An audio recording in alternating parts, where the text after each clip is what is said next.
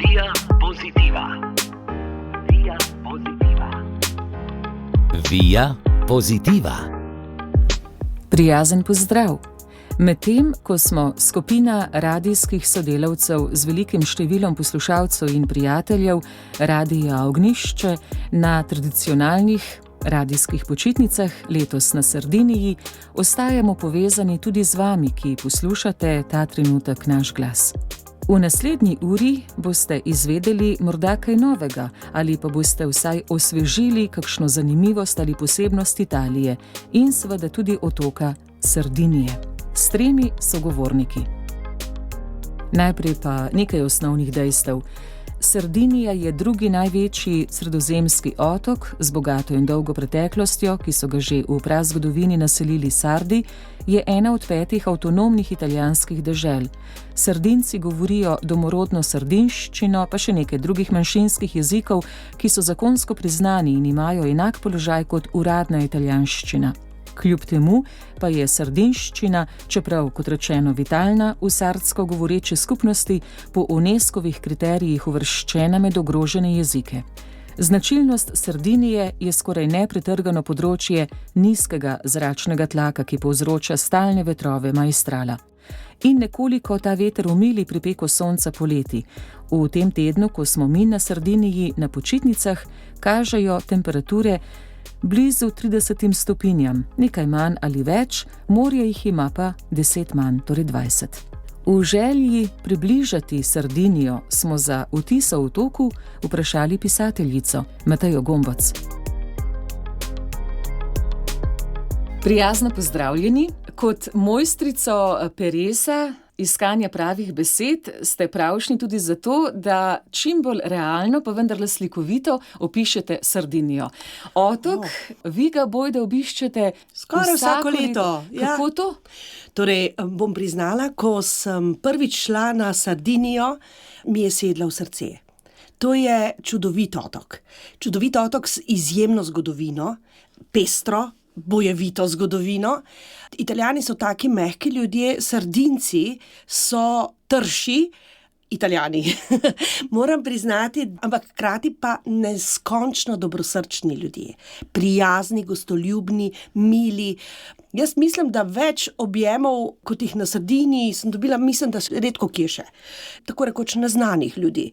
Taki so, Sardinci so na videz robati, hkrati pa topli.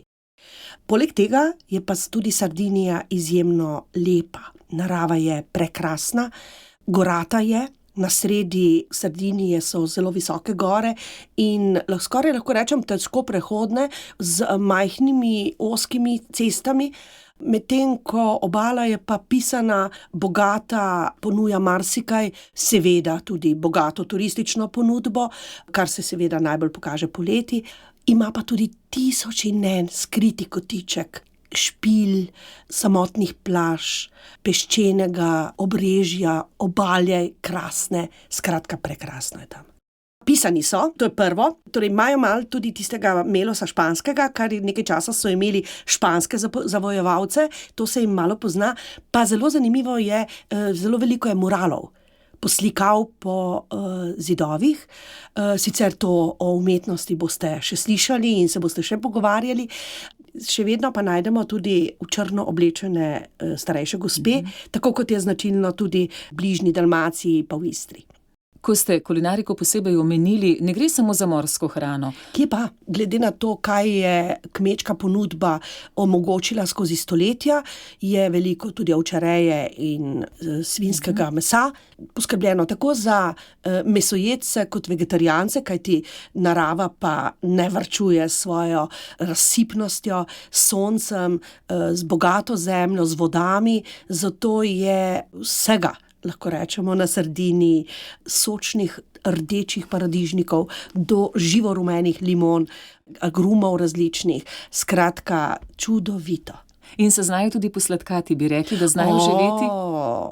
to pa. Krostate recimo, razni piškoti, pa torte, skratka, Sardinci znajo živeti tudi kulinarično. Če to v vsakdanjem življenju bolj natanko izbiramo, si pa vendarle na Sardiniji, saj so počitnice, to le privoščimo, kaj ne? Tako je. Ja, tudi preko okusov spoznaš deželo. Tako je, uživajte na Sardiniji. Tako, ne bi sicer želela zagreniti zdaj tega res dobrega okusa, ampak moramo pa spomniti, da Sardinci imajo tudi kulturo, ki ni najbolj takšna, s katero bi se pohvalil. Moramo povedati, da skozi zgodovino je kar se brusila.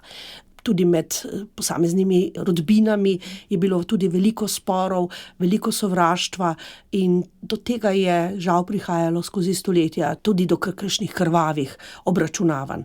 Hkrati je pa tudi še nekaj, zelo jih je zaznamoval Mussolini, zelo zapuščeno Sardinijo je pred 100 leti, lahko rečemo, kar nekoliko moderniziral. Ustanovil je 2 mesti, Arboria in Carbonija, prinesel pa lahko rečemo industrializacijo, zaradi česar zlasti kakšni stari Sardinci še kar govorijo o Mussolini, to je bil pa dober človek, kar te kar malo zmrazi, ampak je razumljivo z njihove strani. Skratka, v toku je ponudil delovna mesta in s tem nekoliko višji standard, udobnejše življenje prebivalcem. Drži. Po drugi strani bi pa priporočila vsakomur, ki gre na Sardinijo, da poseže po sardinski pisateljici Gracii Deledi. Gracia Deleda je sardinska pisateljica, ki zelo dobro prikaže tudi to sardinsko kulturo, je pa tudi Nobelovka. Si bomo v živo ogledali Sardinijo, okusili, občutili, spoznali domačine, se objemali z njimi. Tako. Sprejeli bodo to zelo dobrohotno. Brez dvoma. Pravonamerno. Ko se vrnemo, pa vzamemo v roke Nobelovko, njihovo pisateljico. Gracio Deledo. Da gremo v globine. Gracio Deledo. Hvala lepa. Tudi vam naj pero dobro teče, tako slikovito ste opisali, kot le pisateljica zna. Hvala. Hvala. Via Positiva. Via Positiva. Via Positiva. K pogovoru, da pobliže spoznamo ne samo Sardinijo, ampak tudi Italijo, del katere je ta otok, smo povabili k pogovoru Bernardo Stenovec, umetnostno zgodovinarko. Lep pozdrav, gospa Bernarda. Dober dan. Kako blizu je vam Italija? Pa ne samo po zgodovinski plati, taj umetniški, ampak sploh dežela vas navdihuje? Mislim, da imamo Slovenci že zaradi bližine s to našo sosedno deželo, pa tudi zaradi bogate, ne samo kulturno-zgodovinske, tudi družbeno-zgodovinskih povezav, ki seveda niso bili vedno samo lepi in dobri, da imamo zagotovo en poseben odnos in da nas ta raznolika dežela navdihuje res lahko z različnih vidikov. Zame osebno je verjetno na prvem mestu res bogata umetnostno-zgodovinska dediščina, ampak po drugi strani pa tudi raznovrstna pokrajina in podnebje, vse, kar nam ta dežela, ki jo seveda težko zreduciramo na nek skupni imenovalec, ker jo sestavljajo toliko različne pokrajine, ampak vendarle se mi zdi, da nas že ta pridih italijanskega oziroma ta atmosfera Italije na nek način navdihuje. Glede zakladov umetnostne zgodovine je zanimivo, koliko je ostankov, za katere niti ne vemo. Včasih v pretiravanju rečemo, za vsakim ovinkom je kakšen spomenik. Ja, v resnici sploh to ni pretiravanje. Tudi če gledamo dediščino Evrope kot Združene unije, je dejansko daleč največji delež umetnostno-zgodovinskih spomenikov tudi na seznamu svetovne zakladnice človeštva, torej UNESCO, daleč prednjači Italija. Tako da jaz se tudi včasih hecam, če v Italiji samo malo bolj temeljito pometeš okrog hiše, skoraj zagotovo naletiš na kakšne ostanke kulturno-zgodovinske. Kako da so znali to ohraniti in s tem živeti? Ja, saj to je zdaj naš današnji pogled. Z te perspektive, seveda, ker se tudi v tej dediščini, v kateri smo vzgojeni, evropske kulture, trudimo za ohranjanje, prezentiranje, varovanje te kulturne dediščine, seveda gledamo z tega vidika. Jasno pa ni vsaka zgodovinska doba se postavlja na to stališče.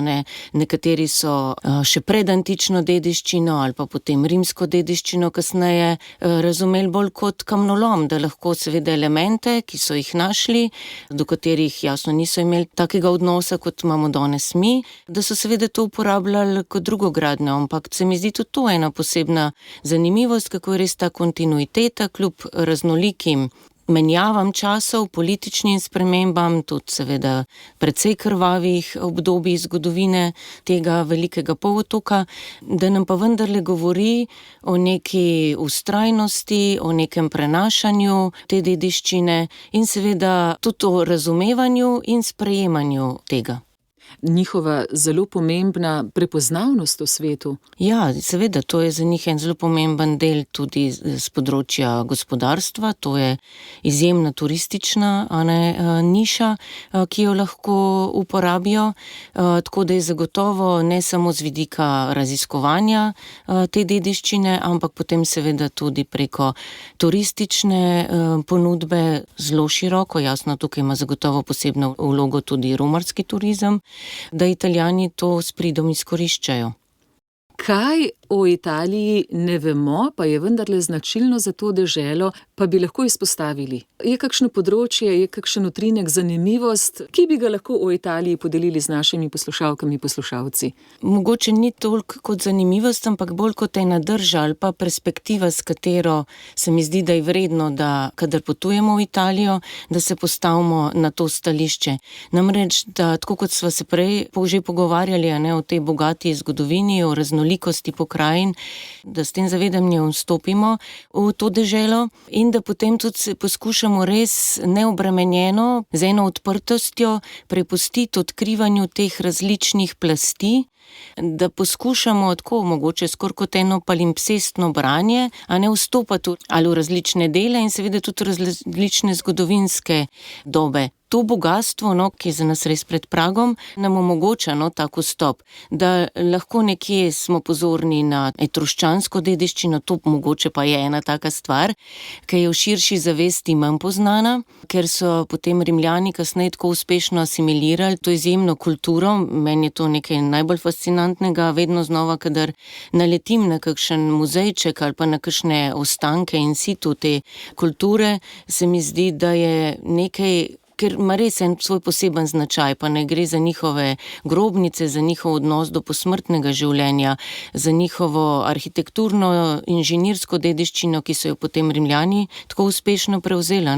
In to je že nekaj. Ali pa potem seveda del velike rimske države, pomemben del tudi naše dežele, ta rimska dediščina in potem naprej povezava s krščanstvom, seveda prek srednjeveških, renesančnih, baročnega razcveta, ker smo tudi mi prevzeli iz baročnega Rima, pa potem seveda Benetk. Mislim, to je toliko enih povezav, da se mi zdi, da je važno samo, da je človek odprt, da mogoče malo bolj pogleda okrog, kaj prebere, prisluhne čemu in potem res se mu odpre ena zakladnica, ko bi rekel, tako kot je Goethe, ki je potoval po Italiji, rekel, toliko zakladov, da tisto majhno, kar bom ponesel s sabo, mi bo potem služilo naprej za vse življenje. In se mi zdi, da je to tudi ena dragocena popotnica, ki jo ob vsakem obisku Italije lahko potem ponesemo tudi domov. Ko beremo Plečnikove spomine, zelo podobno ugotavlja. Ja, vse to so res te veliki mojstri, velikani duha, ki so dejansko nam odprli pogled na to bogato dediščino. Ko je leta 1786 Goethe potoval iz nemških dežel in potem prišel, on je seveda šel preko Milana, v Lombardijo, Benetke in potem naprej proti jugu, ker ga je gnala dejansko, on je rekel, nenasitna želja, da bi končno videl Rim, kar je za nas seveda nepredstavljivo, da je to možno tako hrepenet po nekem kraju, ker smo mi nasičeni z vsemi temi podobami, ki jih nas na spletu, v knjigah, razglednicah, če pa pomislimo slabih 250 let nazaj, ko je on potoval, je poznal te stvari po kakšnih grafičnih listih, po pripovedovanjih, zapisih. Zanj je bilo to nekaj, kar mu bo res odkrilo rimske zaklade, čeprav je potem seveda spotoma srečeval še druge stvari in je bil tudi fasciniran. Ko je prišel v Benetke, je on rekel, skoraj malo tako ljubosumno, da bi morali umetnost vedno gledati pod obnebjem tiste dežele, kjer je nastala, ker si zavedal, da v njegovi deželi ne moremo utriti z tega obzorja široke svetlobe, sredozemskega duha, ali pa potem tudi, ko je prišel v Neapolj, on je sicer mislil, da bo Rim tisto, naenkrat, ko odkrije potrije Neapelj, pa potem naprej Sicilijo, ne reče, to je ključ, če hočeš vstopati, če hočeš razumeti, moraš najprej poznati, ker je seveda videl, koliko je prek grške kulture prišlo tega, ne, in tako naprej, no. In enako potem Plečnik, ja. Plečnik dobi veliko štipendijo kot najboljši diplomant, da je lahko potoval po Italiji in kasneje Franciji, čeprav je moral tisto skrajšati, no, ampak ko pride v Italijo, je tudi on, pa je bilo potem dobrih 100 let za Goethejem, pa je imel že druge možnosti, pa tudi drugo slikovno gradivo na razpolago, ampak njegovo prvo spoznanje, ko gleda te spomenike, je, pa kdo je meni napisal potrdilo, da sem diplomiral iz arhitekture, ker se je počutil tako majhnega in njemu je tudi to, seveda, kot vemo naprej, a ne, služilo do konca kot je neizmeren navdih pri snovanju teh izjemnih arhitekturnih rešitev. Otoški deli te naše zahodne sosede so zgoščena paleta eksplozije, čustev občuten. Okušamo, gledamo, doživljamo, se potapljamo v različna obdobja zgodovine. Ja, ker je res tako, kot ste omenili, celostno doživetje, a ne. Že seveda von te pokrajine, mislim, odvisno, v katerem delu Italije smo, ampak je vendarle drugo podnebje. Ne, potem tudi izjemno rodovitna področja, tudi na teh vulkanskih, a ne, seveda predelih. Ta bogata tradicija včasih nekje še klije ven ali pa pseva neke take skoraj poganske, a ne, zelo čutne stvari, ki potem človeka zagotovo ne pustijo ravnodušnega. Odlična hrana, potem seveda tudi njihova praznovanja, to je tudi včasih bolj kot gremo proti jugu, težje razumemo to njihovo navezanost, če na določene ali svetnike, mogoče smo bolj hladni ali pa bolj zadržani, bolj racionalni, pri njih imaš pa res občutek, da se z vsem svojim bitjem prepustijo tem praznovanjem, tako da je to nekaj, ja, kar je zanimivo videti, oziroma predvsem se mi zdi, da je dragoceno to doživeti, no. Kot svetovljani si postajamo tudi vse bolj podobni, ampak vendarle Italijani pa zmorejo ohraniti neko svojo držo. Ja, in nas prek tega lahko tudi učijo, ne, da se seveda, da se odpiramo, da smo odprti za druge kulture. Živimo v času, kjer je globalizacija naredila svoje in tega zagotovo ne moremo kar tako spremeniti, ampak da pa vendarle znamo znotraj tega razločevati, spoznavati, odkrivati, kaj so naše korenine, kaj je ta naša dediščina, kaj mi lahko drugim ponudimo, da z eno odprtostjo potem stopamo v dialog tudi z drugimi kulturami in da seveda to tudi ohranjamo, tako da, če se bomo vzgajali glede tega, se mi zdi, da je to res ena dragocena stvar.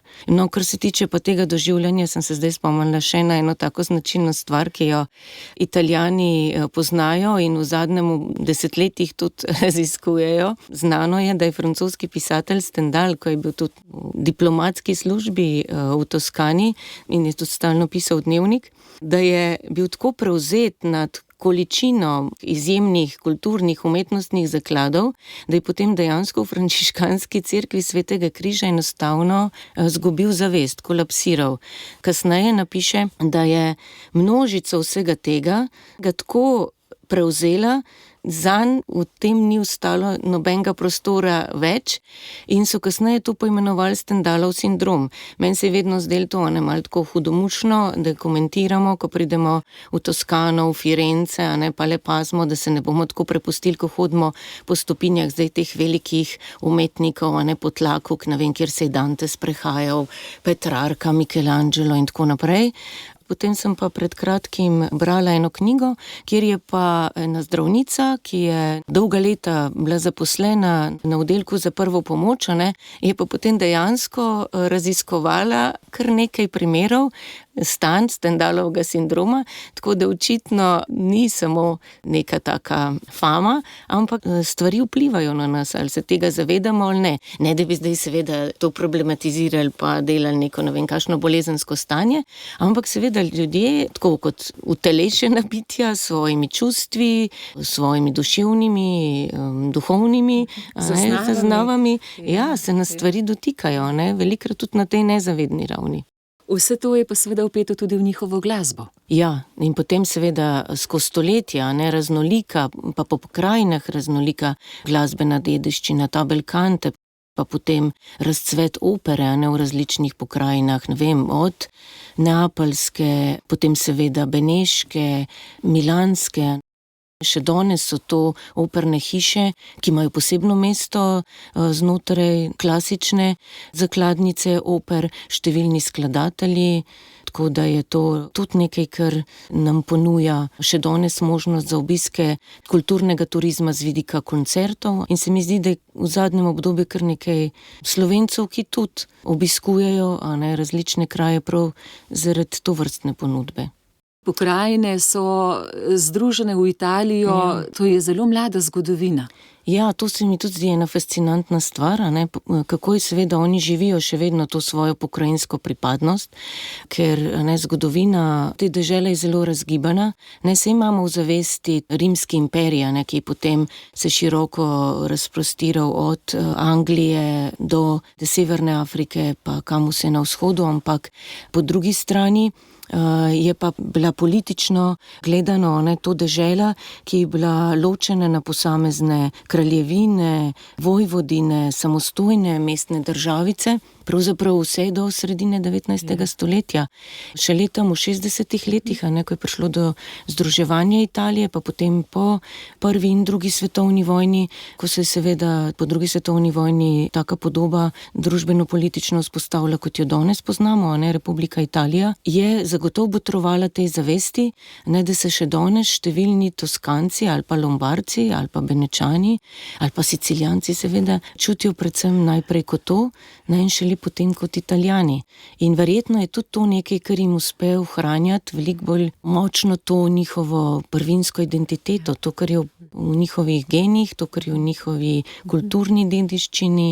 In seveda prek tega tudi številne težave, ki jih imajo z tega vidika tudi vodenja, take raznolike države, tako da tukaj ne želim idealizirati kakšnih stvari, ampak seveda tudi zaradi te težke zgodovine, s kjer smo povezani med obema vojnama, z vzponom fašizma in potem postavitvijo mej po drugi svetovni vojni, ampak se mi zdi, da je to nekaj, kar nam ponuja možnost, da razmislimo o teh stvarih, da vzpostavimo neko kritično distanco in seveda živimo eno odprto, tvorno, v tem konstruktivnem dialogu. Zato se mi zdi, da je dobro, da poznamo stvari, da se izogibamo kakšnim takim pavšalnim ali pa kar tako na prvi pogled oznakam. Zato so pa potrebni obiski, doživetje, srečevanja z ljudmi in potem se mi zdi, da hitro padajo številni predsodki in da se vzpostavlja en prostor srečanja, ki pa zagotovo postane lahko rodoviten za obe strani.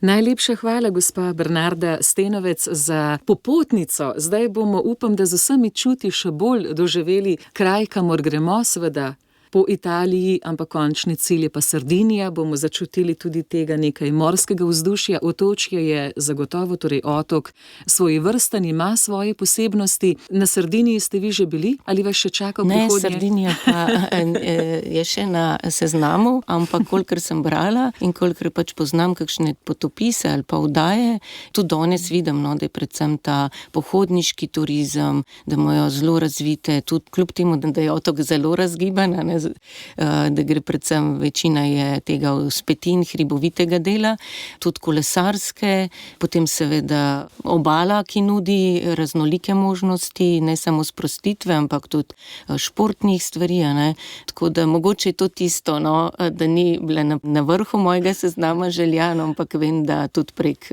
prijateljev in sorodnikov, da je to ena zanimiva dežela, tako da vam vsem popotnikom želim res prijetno počitnikovanje, ker seveda lahko bi govorili tudi o bogatstvu geografskem, ki nam ponuja ta dežela, da res izkoriste to in seveda tudi v medsebojnem druženju, v teh prijateljskih pogovorih, da res potem prinesete nazaj nekaj tega sardinskega.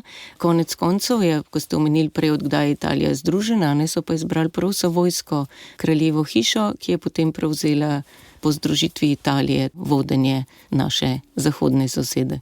Hvala lepa za zelo zanimivo razglednico o Italiji, pa zdaj ob sklepu tudi nekaj malega o Sardiniji. Via Positiva. Na stotine lagun in obalnih jezer, s katerimi je posejan otok, so dom številnim vrstam močvirskih ptic. Nasprotno pa na Sardiniji manjka veliko vrst, ki so običajne na evropski celini, kot na primer gat, volk, rjavi medved Je pa zato na otoku polno avtohtonih sardinskih ovac, pa tudi prav posebne pasme konj, sardinsko-anglo-arabcev. Selektivno jih vzrejajo že več kot 100 let. Imajo pa tudi 3 različne pasme psov in z enim je imel skorajšnje bližnje srečanje radijski kolega, kar bomo slišali v nadaljevanju v popotniško-kolesarski pripovedi našega sodelavca. Morda presenečenje za koga, da je tudi kolega Blaž Lesnik, radijski voditelj, Sardinijo prepotoval z lastnimi močmi. Na kolesu, kot se za Blaža spodobi, kar nekaj teh kolesarskih akcij je že za njim, ampak da se je to odražalo že v rosnih, mladostnih letih, to je pa za marsikoga prijetno presenečenje. Blaž, lep pozdrav. Dober dan, lep pozdrav. Koliko desetletij nazaj lahko že rečeva, da je spomin na Sardinijo, prekolesarili ste jo skupaj s skupino fantov, no skratka, ti spomini. Ja, to so res že desetletja, ja, to so študentska leta, se pravi, bova rekla kar 30 letja nazaj. Tako da se moram malo pobrskati po spominu in sem rekel, Nataša, bom poiskal še kakšno fotografijo, da osvežim spomin, pa pregledal, natančno sem si izrisal potem pot, takrat še seveda ni bilo te Google Mapsov in ostalih pripomočkov, tako da sem si sam narisal na en velik papir traso našega potovanja, ampak zdajle sva morala kar hitro pred mikrofon, tako da bom jaz to drugič pobrskal, kje imam te spomine. Bova pa zdaj iz glave. Bova pa iz glave, pa Seveda. Z besedo na kratko. Ker to je bistveno, ta spomin pa ostane. Ste se lahko držali trase? Kakšna je bila razpršenost teh cest? Danes si skoraj da ne predstavljamo več, lahko nas vsaka še tako manjša pot na križišču zbega. Kakšni so bili takrat časi? Predvsem je nismo imeli te trase, ker se je sproti risala.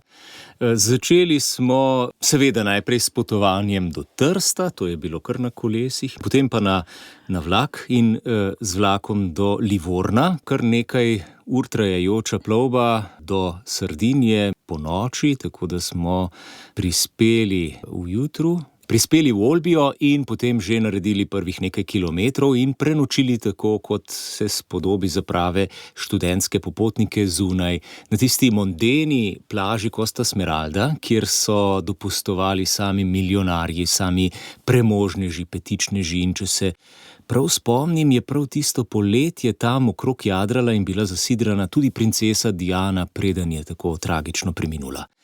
Tam so bile res razkošne jadrnice, vse v zlatu in res bogastvo. Mi smo pa spali kar na plaži pod milim nebom in že prvi spomin je bil tak, da nas je zjutraj prišel en varnostnik, sicer prijazno, odločno posvariti, da tukaj le pač ni primeren prostor za take vagabunde in naj kar čim prej vstanemo in gremo po svoji poti. In vi ste šli po svoji kaj pa nam je drugega poti. ostalo. Kako velik krog ste prekolesarili in kakšni so gabariti Sardinije? No, vidiš, gabariti Sardinija je večja od Slovenije. Sardinija ima, če me spomin ne vara, 26.000 približno kvadratnih kilometrov površine, tako da je večja, nekoliko manj sicer prebivalcev, mislim, da dober 1,5 milijona, ampak vseeno kar nekaj, ne.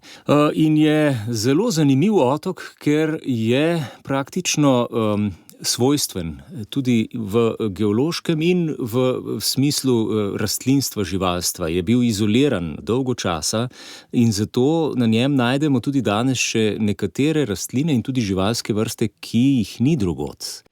Je v tej smeri poseben tudi zaradi civilizacije, ki je tam živela, stolpi, ki smo jih srečevali, nuragi, nuraška civilizacija, o kateri ni prav dosti, oziroma mislim, da čisto nič zapisanega. In se je le sklepalo iz zapiskov potem antičnih, da naj pa so bili še tudi ti zaviti v neko mitologijo, da naj bi tam živeli ti pripadniki te civilizacije, pustili pa za seboj kamnite trdnjave oziroma stolpe, ki jih je moč opazovati in so danes nek zaščitni znak tega otoka. Te smo tudi velikokrat opazili, tega se še spominjam. Pa tudi geološko je zelo zanimivo oziroma geomorfološko, ker ima tako zanimivo sestavo tako kraške pojave kot tudi granit, torej vulkanske kamnine, in se zadeva odraža potem v zanimivih oblikah, ki jih lahko, mislim, da smo že prvi, drugi dan spali nekje tako pod eno tako kamnito obliko medvedjega ušesa. Taki veliki, kamniti, zaobljeni stolpi in oblike, zanimive. Nadmorska višina se je pa tudi kar seštevala. Kaj pa mlad človek ve, kaj so višinski metri na kolesu, ko še ni teh števcev, kot danes smo jih pač prevozili. Vprašala si, kako je šla trasa, najprej po severni obali, potem pa smo zavili v notranjost, kjer je seveda več teh višinskih metrov oziroma višinske razlike, se kar nabere potem. Notranjost je gorata, tako kot na Korziki, in mislim, da je najvišji vrh. Mi smo kolesarili tam okrog gorskega masiva Gennargentu. Okrog 1834 metrov je najvišji vrh Sardinije in tam nekje okrog smo tudi mi, dokler je šlo s kolesi, potem smo želeli malce še po peš, ampak je bilo takrat, če se prav spomnim, slabo vreme, tako da zadeva ni uspela, ampak v notranjosti so tudi še kar zanimive razmere, vladajo neke tradicionalne. Prebivalstvo je posebno, no. Bolj, ko je neko prebivalstvo odrezano od sveta, bolj se razvijajo neki običaji, ki niso tako morda tudi znani, ne. In vem, da se je govorilo, pa brali smo o krvnem maščevanju, pa o ugrabitvah hčerk bogatih staršev ravno v tistem času, tako da je bilo kar zanimivo, ja. Kako pa so vas sprejeli? Ja, mi smo itak bili dosti izolirani, smo spali pod milim nebom. Enkrat vem, da smo zaradi nevihte sva s kolegom, nekje vmes smo se tudi malce ločili in sva potem našla zatočišče najprej v eni restavraciji in naj je potem šefica kuhinje pogostila sladico za taka vagabunda. Potem pa sva šla prespat in k sreči se je nevihta toliko umirila, da sva zunaj spala brez težav. Še kakšni posebni utrinki, za katere velja opozorilo, da bi bili nanje pozorni tudi mi? Torej, kot že omenjeni, ti kamniti stolpi, hvala lepa za to. Saj gotovo boste na to upozorjeni, bodo vodiči marsikaj zanimivega povedali. Biotska raznolikost. Mislim, da je tudi seveda velika in pravi čas je za to zdaj konec maja, ker mi smo potovali v poletju, je vročina, suša in požgano. Zdaj konec maja ali pa zelo pozna jesen, pa je lepa. No, jesen zaradi temperatur, maj pa krasen ali še prej, april, marec, zaradi cvetja, zaradi rastlinstva, ki takrat ravno cveti. Torej bo na otoku zelo dišalo, si predstavljam, meteorike je v zraku zdaj precej. Predvidevam, da bo tako, da bo, če si boste le privoščili kakšen sprehod po kakšnem malce izven mesta, ne, da bo lepo. Zagotovo je kar nekaj te zanimive narave cvetoče, pa ja, veliko ovc, tega se spominjam. Ne vem, če je še zdaj tako, ampak takrat je bilo rečeno, da je več ovc kot prebivalcev. In te ovce so se pasle kar same, imele so pa zraven cela čreda psa ovčarja, ki jih je skrbno pazil, tako da če si se približal ne na nekaj metrov, na nekaj 10 metrov, je bila že težava in sva se s kolegom kar precej bala teh psov. On je imel eno bližnje srečanje z njimi, čisto bled je prikolesaril do mene, rekel, s tem se pa ni več zašaliti in sva ucvrla oziroma zavrtela pedala z veliko kadenco, ne. Na hitro sva se umaknila od tistih psov oziroma tudi čred in tudi ob cestah je bilo tam v tistem notranjem delu kar vse zagrajeno zaradi pašnikov.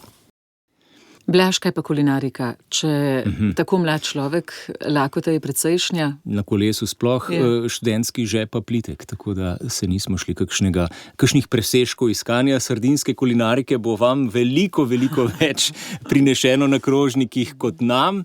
Ne moram kaj dosti, žal ne povedati o tem, Nataša, res.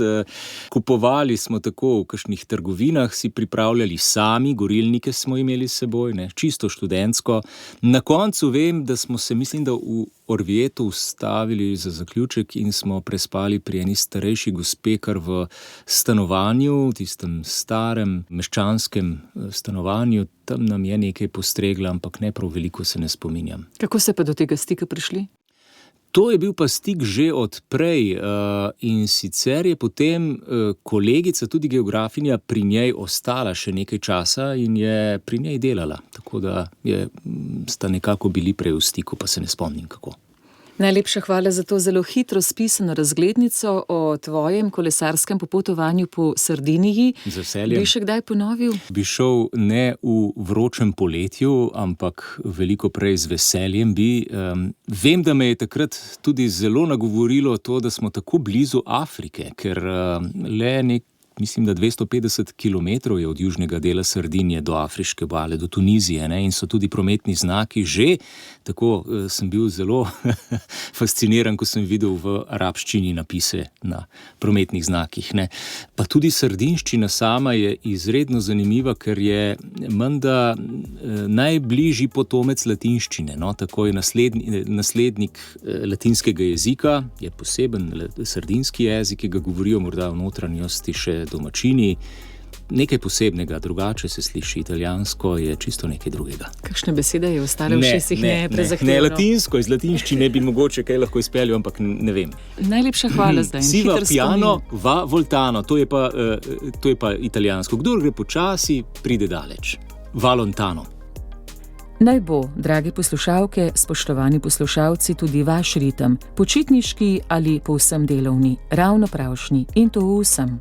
Naj vam bo dobro in lepo, kjerkoli ste. Pa srečno in pozdrav s Sardinije. Via Positiva. Via Positiva. Via Positiva.